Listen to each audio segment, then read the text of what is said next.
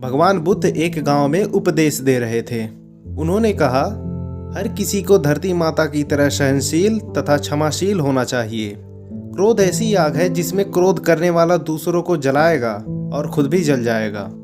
सभा में सभी शांति से बुद्ध की वाणी सुन रहे थे, लेकिन वहां स्वभाव से ही अतिक्रोधी एक ऐसा व्यक्ति भी बैठा हुआ था जिसे ये सारी बातें बेतुकी लग रही थी।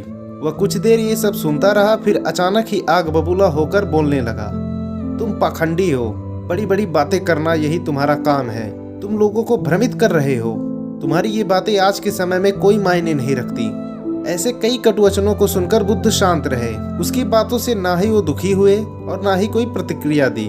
यह देखकर व्यक्ति और भी क्रोधित हो गया और उसने बुद्ध के मुंह पर थूक दिया और फिर वहां से चला गया।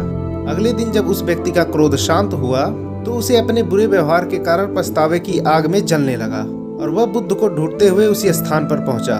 पर बुद्ध कहाँ मिलने वाले थे। वह अपने शिष्यों के साथ पास के एक गांव में चले गए थे।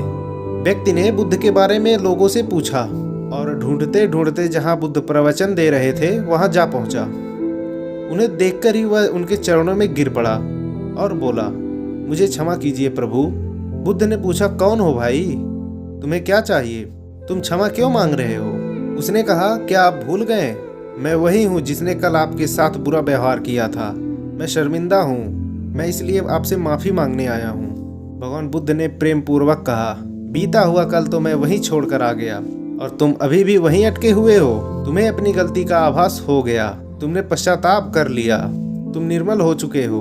अब तुम आज में प्रवेश करो। बुरी बातें तथा बुरी घटनाएं याद करने से ही वर्तमान और भविष्य दोनों बिगड़ जाते हैं।